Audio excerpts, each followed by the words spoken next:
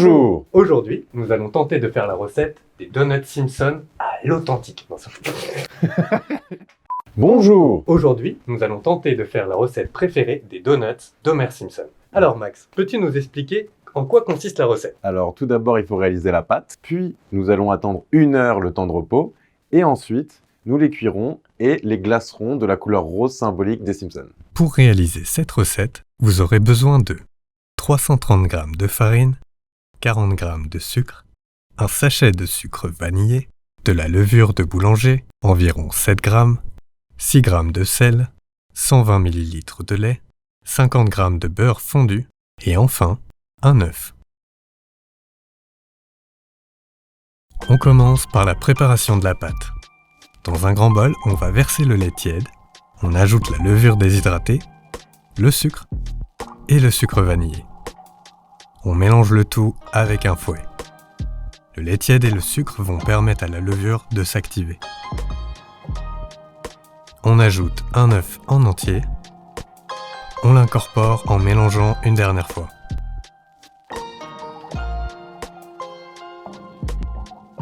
Dans un bol à part, on ajoute la farine et le sel. On mélange un peu pour bien répartir. Une fois que la levure est bien dissoute, des bulles apparaissent à la surface de la préparation liquide.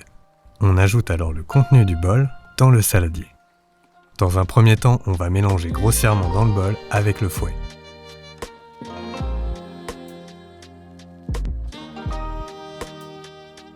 Une fois qu'il n'y a plus de liquide, on fait une boule avec nos mains et on laisse la pâte dans le saladier. On va maintenant travailler la pâte à donuts. Sur le plan de travail, on verse grossièrement de la farine et on l'étale avec nos doigts pour bien la répartir. Prenez votre pâte et posez-la sur votre plan de travail. On commence à travailler la pâte du bout des doigts. On forme une boule et on pétrit la pâte pendant 8 à 10 minutes. Pour pétrir, on va appuyer avec la paume des mains en étirant la pâte et en la ramenant vers nous avec le bout des doigts. On ajoute ensuite nos 50 g de beurre tiède et coupé en morceaux. Au bout d'un moment, le beurre finira par s'intégrer à la pâte. N'abandonnez pas, c'est la partie la plus difficile. Récupérez tous les morceaux de pâte qui restent collés au plan de travail. Une fois que le beurre est intégré, on travaille la pâte pendant 3 à 5 minutes en la pétrissant à nouveau. Après 3 minutes de pétrissage, la pâte devrait être élastique, ça veut dire qu'elle est prête. Pour vérifier qu'elle est bien, prenez un petit bout de pâte et étirez-le du bout des doigts. On enlève la farine de notre plan de travail et on sort un saladier. On va venir huiler légèrement le fond avec nos doigts pour que la pâte n'accroche pas trop. On pose la pâte dans le saladier et on le couvre avec un torchon légèrement humide. Il faudra laisser reposer dans un endroit tiède pendant environ 1 heure minimum jusqu'à ce que la pâte double de volume. On reprend notre saladier et on passe à la confection des donuts. On saupoudre notre plan de travail de farine et on pose notre pâte directement sur le plan de travail. Saupoudrez légèrement le dessus de la pâte et le rouleau de pâtisserie pour que la pâte n'accroche pas. On va dégazer la pâte en l'aplatissant au rouleau. On étale grossièrement la pâte avec le rouleau. Il faut que la pâte fasse une épaisseur finale de 1,2 à 1,5 cm. On prend ensuite notre plus grand diamètre d'emporte-pièce et on va découper des cercles dans la pâte pour créer la forme générale des donuts. On répète l'opération en veillant à laisser le moins de place possible entre chaque donut. Récupérez tous les restes de pâte sans les regrouper ou les étaler pour les faire cuire à part avec les donuts. Avec un embout ou un emporte-pièce d'un plus petit diamètre, on fait des trous au milieu du donut. Vous pouvez aussi utiliser un bouchon de bouteille, ça fait très bien l'affaire. Décollez délicatement les donuts à l'aide d'une spatule et déposez-les sur un petit bout de papier cuisson que vous poserez sur une plaque. Gardez les petites boules centrales des donuts pour en faire des petits beignets. On recouvre le tout avec un torchon et on laisse reposer entre 30 à 45 minutes dans un endroit tiède.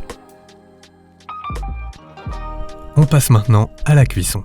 Faites chauffer l'huile à une température de 190 degrés, pas plus, pas moins. On dépose délicatement le donut avec le papier dans l'huile.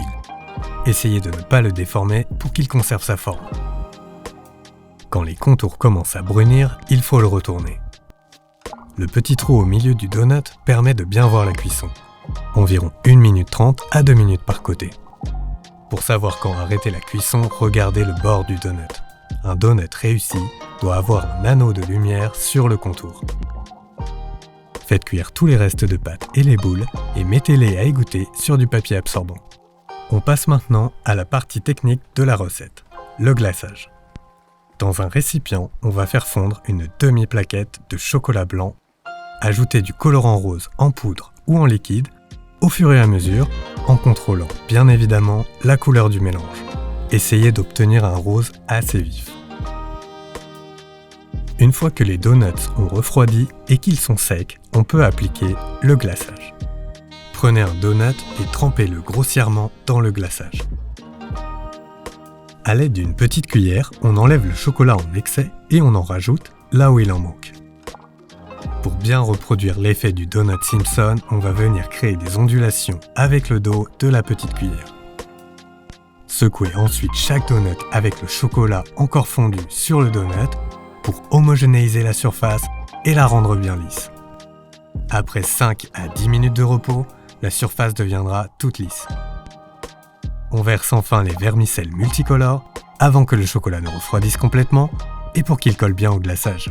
On met enfin nos donuts à sécher dans un endroit sec pour que le chocolat durcisse. Vous pourrez alors les déguster avec ce petit croquant qui fait tout le charme du meilleur donut de Springfield. On goûte. Allez.